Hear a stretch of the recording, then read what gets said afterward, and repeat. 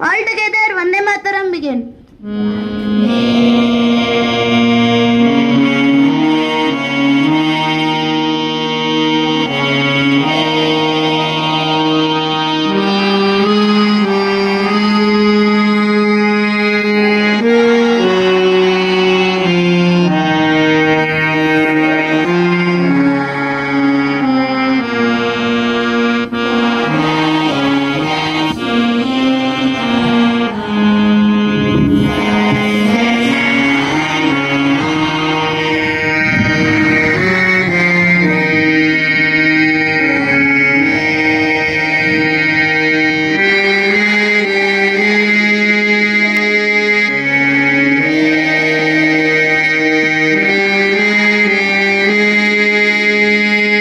Good morning everybody. Myself Praveen Kalkeri. I am from 9th class. Class 10 it is class attention. Stretch your right hand and right leg in front of you. We the people of India, having solemnly resolved to constitute India into a sovereign, socialist, secular, democratic republic, and to secure to all its citizens justice, social, economic and political liberty of thought, expressions, belief, faith and worship, equality of status and of opportunity, and to promote among them all fraternity, assuring the dignity of the individual and the unity and integrity of the nation. In our Constituent Assembly, this 26th day of November 1949, do hereby adopt, enact and give to ourselves this Constitution.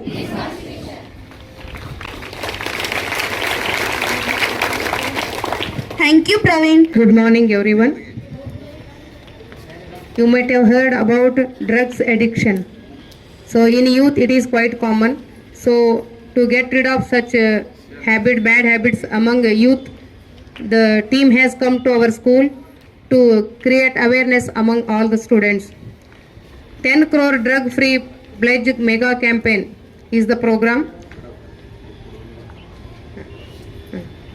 So before that, I would like to welcome all the team members by giving a book from our school.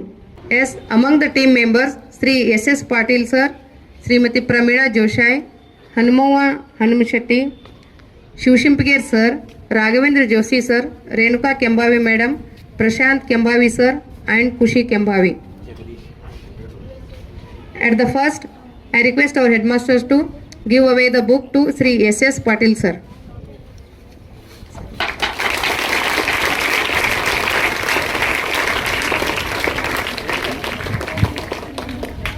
Request our physical education sir Yatnur sir to give away the book to Shubhkar sir.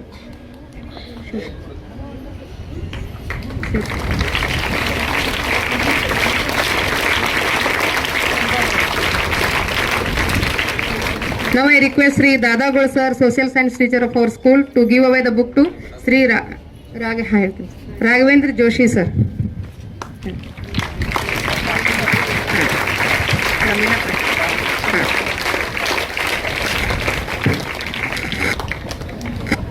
Now I request our mathematics teacher Srimati Renuka Loni madam to give away the book to Srimati Pramila Patil madam.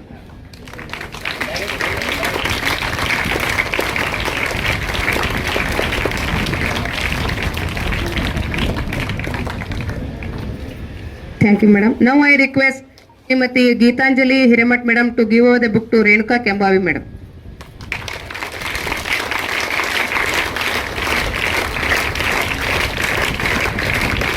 Sorry.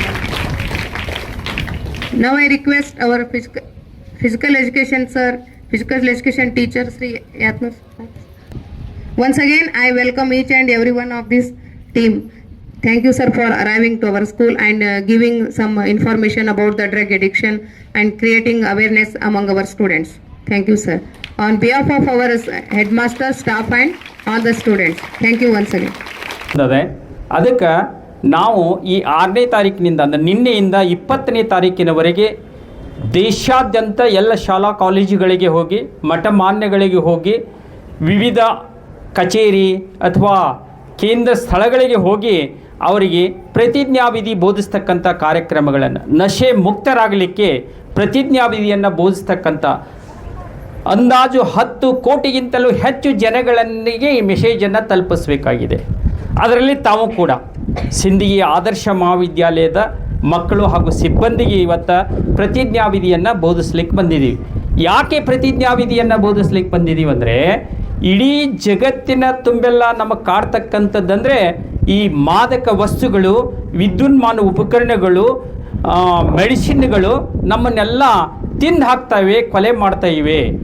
ಅದರಿಂದ ದೂರ ಇರಬೇಕು. ನೀವೆಲ್ಲ ಈ ಸುಂದರವಾದಂಥ ಮಕ್ಕಳನ್ನು ನೋಡಿದರೆ ತಾವು ತಮ್ಮ ಕುಟುಂಬ ಆಗಲಿ, ತಮ್ಮ ತಂದೆ ತಾಯಿಗಳಾಗಲಿ, ತಮ್ಮ ಅಕ್ಕ ತಂಗಿರೇ ಆಗಲಿ ಈ ಮೆಡಿಸಿನ್ ತಿಂದ, ವಿದ್ಯುನ್ಮಾನ ಉಪಕರಣಗಳಿಂದ ಅಥವಾ ಕೆಲವೊಂದು ನಶೆ ತರ್ತಕ್ಕಂಥ ವಸ್ತುಗಳು, ಡ್ರಗ್ಸ್ ಆಗಲಿ ಅಥವಾ ಶರಾಬಾಗಲಿ, ಮಾದಕ ವಸ್ತುಗಳಾಗಲಿ ಇವು ನಮ್ಮನ್ನು ತಿಂದು ಹಾಕ್ತಕ್ಕಂಥ ಪರಿಸ್ಥಿತಿಯನ್ನು ನಾವು ಕಾಣ್ತಾ ಇದ್ದೀವಿ. ನಿಮ್ಮೆಲ್ಲರ ಗಮನಕ್ಕದೆ. ವಿದ್ಯುನ್ಮಾನ ಉಪಕರಣಗಳ ಬಗ್ಗೆ ನಾನು ಒತ್ತು ಕೊಟ್ಟು ಹೇಳಬೇಕಾಗಿದೆ. ಇವತ್ತು ಮೊಬೈಲ್ ಏನು ಮಾಡ್ತಾ ಇದೆ ನಮಗೆಲ್ಲ ನಿಮಗೆ ಗೊತ್ತದೆ. ಮೊಬೈಲ್ ಇಲ್ಲ ಅಂದರೆ ಮಕ್ಕಳಿಗೆ ಊಟ ಮಾಡಿಸ್ಲಿಕ್ಕೆ ಆಗೋದಿಲ್ಲ. ಮಕ್ಕಳು ಉಣ್ಬೇಕಾದ್ರೆ ಮೊಬೈಲ್ ಕೊಡಬೇಕು, ಅವು ಸುಮ್ಮನೆ ಗಪ್ ಆಗಬೇಕಾದ್ರೂ ಮೊಬೈಲ್ ಕೊಡಬೇಕು. ಅಲ್ಲಿಂದ ಪ್ರತಿಯೊಬ್ಬರಿಗೂ ಕೂಡ ಮೊಬೈಲ್ ಇಲ್ಲದೆ ನಡೀದಿಲ್ಲೇನಪ್ಪ, ಊಟ ಇಲ್ಲದೆ ನಡೀತದೆ, ಮೊಬೈಲ್ ಬೇಕೇ ಬೇಕು ಅಂತಕ್ಕಂಥ ಒಂದು ಎಡಿಕ್ಷನ್ ಬಂದದೆ. ನಾವು ಅದಕ್ಕೆ ಅಂಟ್ಕೊಂಡು ಬಿಟ್ಟಿದ್ದೀವಿ. ಮೊಬೈಲ್ ಎದರ ಸಲುವಾಗಿ ಬೇಕು ಅಂದರೆ ಕಮ್ಯುನಿಕೇಷನ್ ಸಲುವಾಗಿ ಬೇಕು. ವೈಜ್ಞಾನಿಕ ಸಾಧನೆಗಳನ್ನು ನಮ್ಮ ಸಾಧನೆಗೆ ಸದುಪಯೋಗ ಮಾಡ್ಕೋಬೇಕು, ವಿನಃ ದುರುಪಯೋಗ ಮಾಡ್ಕೋಬಾರ್ದು. ಈ ಉದ್ದೇಶದಿಂದ ಈ ಒಂದು ಅಭಿಯಾನವನ್ನು ನಾವು ಹಮ್ಮಿಕೊಂಡಿದ್ದೀವಿ. ಮಾದಕ ವಸ್ತುಗಳ ಬಗ್ಗೆ ಹೇಳಬೇಕಂದ್ರೆ ಈ ಗುಟ್ಕ ಆಗಲಿ, ಮಾಣಿಕ್ ಚಂದ್ ಆಗಲಿ, ಶರಾಬ್ ಆಗಲಿ, ಡ್ರಗ್ಸ್ ಆಗಲಿ ಇವೆಲ್ಲ ನಮ್ಮ ನಿತ್ಯ ಜೀವನದಲ್ಲಿ ಹಾಸು ಹೊಕ್ಕಾಗ್ತಕ್ಕಂಥ ಪರಿಸ್ಥಿತಿ. ಸಿಗಾರೇಟ್ ಆಗಲಿ ಇವು ಎಷ್ಟು ಕೊಲೆ ಮಾಡ್ತಾ ಇವೆ, ಎಷ್ಟು ನಮ್ಮ ಶರೀರನ್ನು ತಿಂದು ಹಾಕ್ತೇವೆ, ಎಷ್ಟು ಜನಗಳು ಈ ವ್ಯಸನಕ್ಕೆ ಬಲಿಯಾಗಿ ಆರೋಗ್ಯವನ್ನು ಹಾಳು ಮಾಡ್ಕೋತಾರೆ. ಅದಕ್ಕೆ ಇದನ್ನು ಕಂಡುಕೊಂಡೇ ನಮ್ಮ ಈ ಒಂದು ಪ್ರಜಾಪಿತ ಬ್ರಹ್ಮಕುಮಾರಿ ಈಶ್ವರೀಯ ವಿದ್ಯಾಲಯಕ್ಕೆ ನಮ್ಮ ಪ್ರಧಾನಮಂತ್ರಿಗಳ ಈ ಒಂದು ಅಭಿಯಾನವನ್ನು ಕೊಟ್ಟಿದ್ದಾರೆ. ಅದಕ್ಕೆ ನಾವೆಲ್ಲ ಈ ಪ್ರಜಾಪಿತ ಬ್ರಹ್ಮಕುಮಾರಿ ಈಶ್ವರ ವಿದ್ಯಾಲಯದ ಪ್ರತಿನಿಧಿಗಳಾಗಿ ತಮ್ಮೆದುರಿಗೆ ಬಂದಿದ್ದೀವಿ. ತಾವು ನಶೆ ಮುಕ್ತರಾಗಬೇಕು, ಯಾವ ದುಶ್ಚಟಗಳಿಗೆ ಬಲಿಯಾಗಬಾರ್ದು, ವ್ಯಸನದಿಂದ ಮುಕ್ತ ಆಗಬೇಕು, ಸುಂದರವಾದಂಥ ವ್ಯಕ್ತಿತ್ವವನ್ನು ತಾವು ರೂಪಿಸಿಕೊಳ್ಬೇಕು.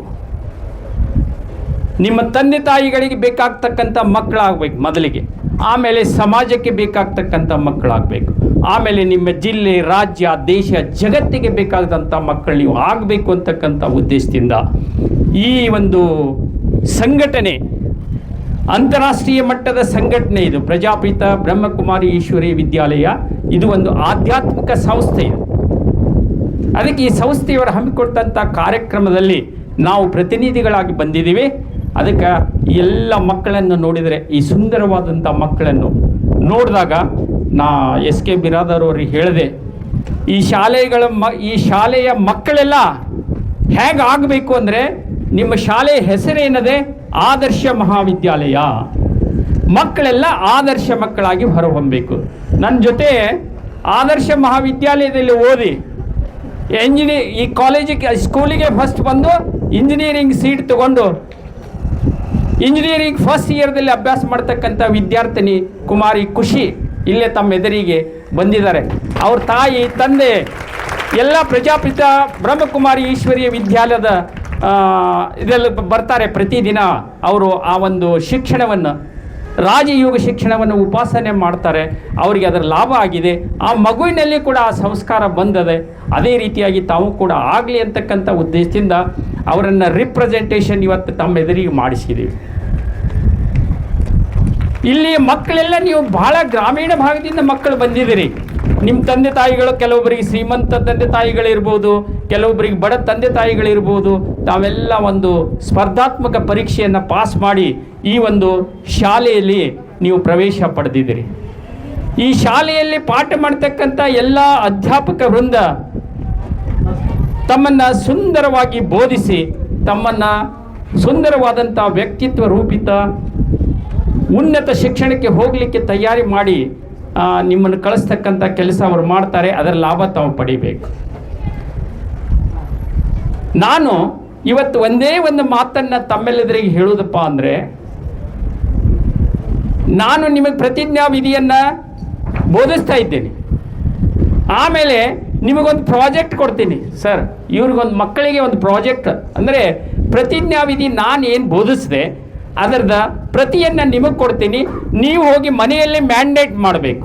ನೀವೇ ನನ್ನಂತೆ ನಿಂತು ನಿಮ್ಮ ಕುಟುಂಬದಲ್ಲಿ ಆ ಪ್ರತಿಜ್ಞಾ ವಿಧಿಯನ್ನು ಬೋಧಿಸಿ ಅದರ ಫೋಟೋ ಕಳಿಸಿದರೆ ಅದು ಒಂದು ಪ್ರಧಾನಮಂತ್ರಿಗಳ ಕಾರ್ಯಾಲಯಕ್ಕೆ ಹೋಗ್ತದೆ.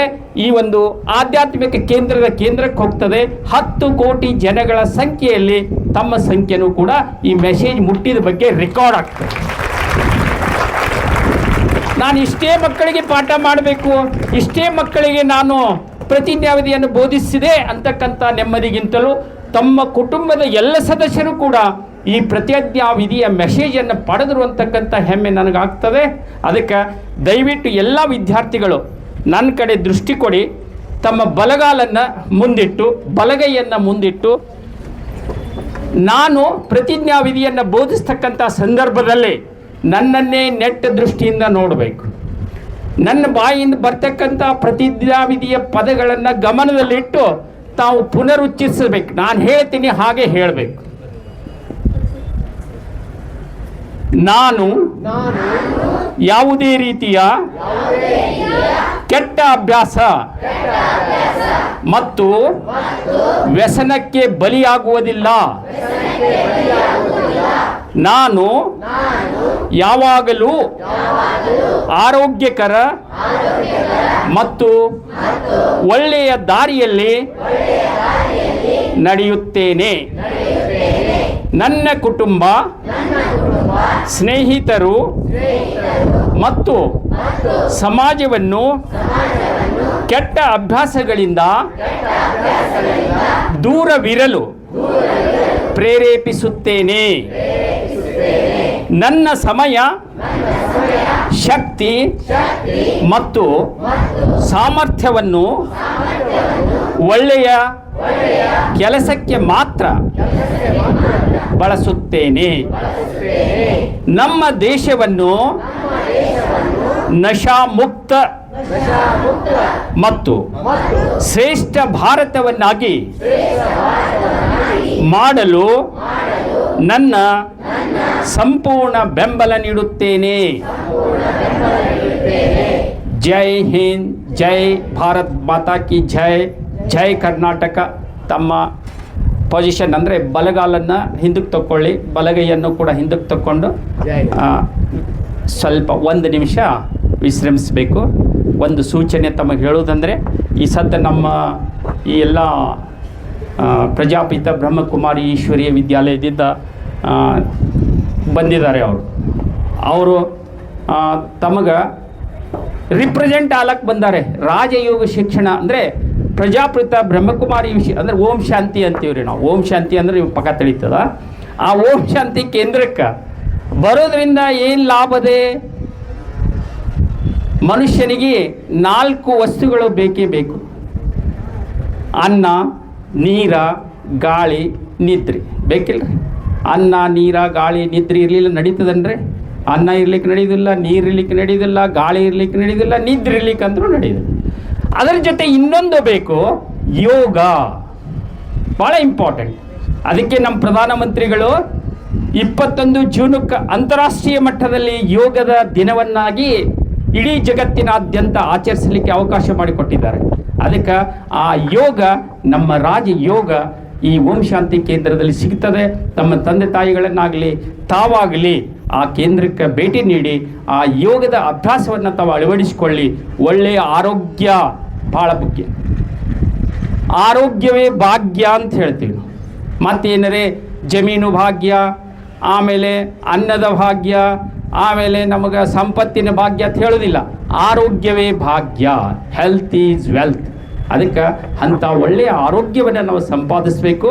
ನೀವು ಆರೋಗ್ಯವಂತ ಮಕ್ಕಳಾಗಬೇಕು, ದೇಶದ ಉತ್ತಮ ಪ್ರಜೆಗಳಾಗಬೇಕು, ಈ ಶಾಲೆಗೆ ಚೆನ್ನಾಗಿ ಅಭ್ಯಾಸ ಮಾಡಿ ಕೀರ್ತಿ ತರ್ತಕ್ಕಂಥ ಮಕ್ಕಳಾಗಬೇಕು ಅಂತಕ್ಕಂಥ ಮಾತನ್ನು ಹೇಳಿ, ನಿಮಗೆ ಈಗ ನಾನು ಪ್ರತಿಜ್ಞಾವಿಧಿ ಬೋಧಿಸಿದ ಆ ಪ್ರತಿಯನ್ನು ನಮ್ಮ ಎಲ್ಲ ಸಹೋದ್ಯೋಗಿ ಮಿತ್ರರು ಕೊಡ್ತಾರೆ. ಅದನ್ನು ಜೋಪಾನ ನಿಮ್ಮ ನೋಟ್ಬುಕ್ದಾಗ ಇಟ್ಕೊಂಡು ಹೋಗಬೇಕು. ಹೋಗಿ ನೀವೇ ಮ್ಯಾಂಡೇಟ್ ಆಗಬೇಕು. ನಿಮ್ಮ ಕುಟುಂಬದಲ್ಲಿ ನೀವೇ ಮ್ಯಾಂಡೇಟ್ ಆಗಿ ನೀವು ಪ್ರತಿಜ್ಞಾವಧಿ ಬೋಧಿಸಿ ಆ ಫೋಟೋ ಕಳಿಸ್ಬೇಕು. ಅದರಲ್ಲಿ 2 ನಂಬರ್ ಅದಾವೆ, ಕೊಡ್ತೀವಿ ನಿಮಗೆ. ಅದು ಪ್ರತಿಜ್ಞಾವಿಧಿ ಕಾಗದ, ಅದರಲ್ಲಿ 2 ನಂಬರ್, ಯಾವುದಾದ್ರೂ ನಂಬರ್ಗೆ ವಾಟ್ಸಾಪ್ ಮಾಡಿ ಕಳಿಸ್ಬೇಕು. ಅಂದರೆ ನಿಮ್ಮ ಕುಟುಂಬದ ಸದಸ್ಯರಿಗೂ ಕೂಡ ಈ ನಶೆ ಮುಕ್ತ ಭಾರತ ಏನು ಒಂದು ಅಭಿಯಾನ ಅದೇ, ಆ ಅಭಿಯಾನದ ಇದರಲ್ಲಿ ತಾವು ಪಾಲ್ಗೊಂಡಿದ್ದೀರಿ. ನಿಮ್ಮ ಕುಟುಂಬವೂ ಕೂಡ ಭಾಗಿಯಾಗಿದೆ. 10 ಕೋಟಿ ಸಂಖ್ಯೆಯಲ್ಲಿ ತಾವು ತಮ್ಮ ಕುಟುಂಬವು ಭಾಗಿಯಾಗಿರಿ ಅಂತಕ್ಕಂಥ ಹೆಮ್ಮೆ ಮತ್ತು ಎಲ್ಲ ಸಂಸ್ಕಾರವಿತ ಮಕ್ಕಳಾಗಿ ಕುಟುಂಬವೇ ಸಂಸ್ಕಾರವಿತ ಆಗ್ತದೆ ಅಂತಕ್ಕಂಥ ಉದ್ದೇಶದಿಂದ ನಿಮಗೆ ಹೇಳ್ತಾ ಇದ್ದೀನಿ. ಯಾರು ಸಣ್ಣ ಮಕ್ಕಳದಿರಿ, ಈ ಮೊಬೈಲ್ ನೀವೇ ಆಪ್ರೇಟ್ ಮಾಡ್ಬೇಕಂತೇನಿಲ್ಲ. ಹೋಗಿ ಮತ್ತು ನಿಮ್ಮ ಅಪ್ಪ ಅಮ್ಮ ಹೇಳಿ ಒಂದು ಆಂಡ್ರಾಯ್ಡ್ ಮೊಬೈಲ್ ಕೊಡ್ಸೋದು ಜಗಳ ತೆಗೆದಿರಿ. ಮತ್ತೆ ನಮ್ಮ ಇವರು ಬಿರಾದರ್ ಸರ್ ಹೇಳ್ಯಾರ ಪ್ರಿನ್ಸಿಪಾಲ್ರು ಅಂತೇಳಿ ಹಂಗೆ ಏನಾರು ಮಾಡಿರಿ. ಮತ್ತು ನಿಮ್ಮ ತಂದೆ ತಾಯಿ ಅಕ್ಕ ಅಮ್ಮ ಯಾರ್ದು ಅರದ ಆಂಡ್ರಾಯ್ಡ್ ಮೊಬೈಲ್ದೊಳಗೆ ಅದನ್ನು ಅವ್ರ ಫೋಟೋ ಹೊಡ್ಕೋತಾರೆ. ನೀನು ಓದ್ಕೊಡುವಂತಕ್ಕಂಥ ಸಂದರ್ಭ ತಗೊಂಡು ಅದನ್ನು ವಾಟ್ಸಾಪ್ ಕಳಿಸಿಬಿಟ್ರೆ ಸಾಕು. ತಿಳಿತಿಲ್ಲೋ? ಆ ವಾಟ್ಸಾಪ್ ನೀವು ಕಳಿಸೋದ್ರಿಂದ ಲಾಭ ಏನಾಗ್ತದೆ, ನಮ್ಮ ಪ್ರಾಜೆಕ್ಟ್ ಏನು 10 ಕೋಟಿ ಸಂಖ್ಯೆ ತಲುಪಬೇಕಾಗಿದ್ದಿಲ್ಲ ಮ್ಯಾಸೇಜ್, ಅದು ತಲುಪದಂಗೆ ಆಗ್ತದೆ. ಅದಕ್ಕೆ ಈ ಒಂದು ಸಂದರ್ಭದಲ್ಲಿ ತಮಗೆ ಪ್ರತಿಜ್ಞಾ ವಿಧಿಯನ್ನು ಬೋಧಿಸ್ತಕ್ಕಂಥ ಅಭಿಯಾನದಲ್ಲಿ ನಿಮ್ಮ ಹೆಡ್ ಮಾಸ್ಟರ್ ಬಿರಾದರ್ ಅವರು ಹಾಗೂ ಎಲ್ಲ ಸಿಬ್ಬಂದಿ, ಅಲ್ಲಿಂದ ನಿಮ್ಮ ಸ್ಟೂಡೆಂಟ್ಸ್ ರಿಪ್ರೆಸೆಂಟೇಟಿವ್ ಚೆನ್ನಾಗಿ ನಾನು ನೋಡಿದೆ, ಆ್ಯಕ್ಟಿವಿಟೀಸ್ ಎಲ್ಲ ನೋಡಿದೆ. ಸರ್ ನೀವು ಭಾಳ ಹ್ಯಾಂಡ್ಸಮ್ ಆಗಿ ಇದನ್ನು ಮಾಡಿದ್ದೀರಿ. ಮಕ್ಕಳಿಗೆ ಈ ಕರೇಜ್ ಭಾಳ ಇಂಪಾರ್ಟೆಂಟ್. ಇಲ್ಲಿ ನಾವು ಎಷ್ಟೋ ಓದ್ತೀವಿ, ಬರಿತೀವಿ, ಎಲ್ಲ ಮಾಡ್ತೀವಿ. ಇಲ್ಲಿ ಬಂದು 2 ಮಾತುಗಳನ್ನು ಹೇಳ್ತಕ್ಕಂಥ ಧೈರ್ಯ ಬರಬೇಕಾದ್ರೆ ಏನು ಮಾಡಬೇಕು, ನಾವು ಪ್ರಾಕ್ಟೀಸ್ ಮಾಡಬೇಕು. ಈ ತಂಗಿ ರಿಪ್ರೆಸೆಂಟ್ ಮಾಡುವಾಗ ಅಥವಾ ಒಬ್ಬ ಸ್ಟೂಡೆಂಟ್ ಹೇಳುವಾಗ ನಾನು ನೋಡಿದೆ, ಅಬ್ಸರ್ವ್ ಮಾಡಿದೆ, ಆತ ಪುನರುಚ್ಚರಿಸ್ತಕ್ಕಂಥ ಸ್ಪೆಲ್ಲಿಂಗ್ ಆಗಲಿ, ಹೇಳ್ತಕ್ಕಂಥ ಮಾತಿನ ಒಂದು ವಾಗ್ಜನಿ ಸ್ಟೈಲ್ ಆಗಲಿ ಭಾಳ ಸುಂದರವಾಗಿ ತಾವು ಟ್ರೈನ್ ಅಪ್ ಮಾಡಿದ್ದೀರಿ. ಎಲ್ಲ ಶಿಕ್ಷಕರಿಗೆ ನಾನು ಅನಂತ ಧನ್ಯವಾದಗಳನ್ನು ಹೇಳ್ತಾ ಇದ್ದೀನಿ. ಈ ಶಾಲೆ ಬಗ್ಗೆ ಭಾಳ ಪ್ರೀತಿ ಇದೆ ನನಗೆ. ಯಾಕಂದರೆ ಇಲ್ಲೇ ನಂದು ಲೇಔಟ್ ಅದ. ಈ ಶಾಲೆಗೆ ಮೊದಲು ಧನಿಕಾರ ಅಂತ ಒಬ್ಬರು ನಿಮ್ಮ ಹೆಡ್ ಮಾಸ್ಟರ್ ಬಂದಿದ್ದರು. ನಾನು ನನ್ನ ಲೇಔಟ್ದಲ್ಲಿ ಬೋರ್ ಹಾಕಿದೆ, ಇಲ್ಲಿ ನಿಮ್ಮ ಶಾಲೆಗೆ ಬೋರ್ ಹಾಕಿದರು. 1 ವರ್ಷ 2 ವರ್ಷ ನಿಮ್ಮ ಬೋರ್ ಚೆನ್ನಾಗಿ ಬಂತು, ಫೇಲ್ ಆಯಿತು. ಧನಿಕಾರ ಅವ್ರು ಬಂದು, ಸರ್ ನಮ್ಗೆ ನೀರೇ ಹೋದ್ರಿ ಅಂದು. ಏನಿಲ್ಲ, ನಿಮ್ಮ ಮಕ್ಕಳನ್ನೆಲ್ಲ ನನ್ನ ಲೇಔಟಿಗೆ ಕಳಿಸ್ರಿ ಅಂದು. 1 ವರ್ಷದವರೆಗೆ ನಿಮ್ಮ ಸ್ಕೂಲಿನ ಮಕ್ಕಳು ಇಲ್ಲಿ ನನ್ನ ಲೇಔಟಿಗೆ ಬಂದು ಅಲ್ಲೇ ನೀರು ಕುಡಿದು ಸಂತೃಪ್ತಾಗಿ ಊಟ ಮಾಡಿ ಕಳಿಸಿಬಿಡ್ರಿ. ಅಲ್ಲಿ ತುಂಬಿಡ್ತಿದ್ದೆವು ದೊಡ್ಡ ಬ್ಯಾರಲ್ಗಳನ್ನು, ಅದರಿಂದ ಕುಡಿದು ಹೋಗ್ತಾಯಿದ್ರು. ಆಮೇಲೆ ಇವರಿಗೆ ಬೋರು ಕೂಡ ಒಳ್ಳೆಯದಾಯ್ತು. ಮಕ್ಕಳು, ನಾನು ಟೀಚಿಂಗ್ ಡಿಪಾರ್ಟ್ಮೆಂಟದಲ್ಲಿ ಇರುವುದರಿಂದ ವಿದ್ಯಾರ್ಥಿಗಳ ಮೇಲೆ ಭಾಳ ಪ್ರೀತಿ. ಆ ಮಕ್ಕಳು ನೀರು ಕುಡಿದ್ರಂತೆ ನನಗೂ ಭಾಳ ದೊಡ್ಡ ಪುಣ್ಯ ತಟ್ಟದು, ಅದರದ್ದೇನು ಪ್ರಶ್ನೆ ಇಲ್ಲ. ಅದಕ್ಕೆ ನೀವು ಕೂಡ ಚೆನ್ನಾಗಿ ಅಭ್ಯಾಸ ಮಾಡಿ.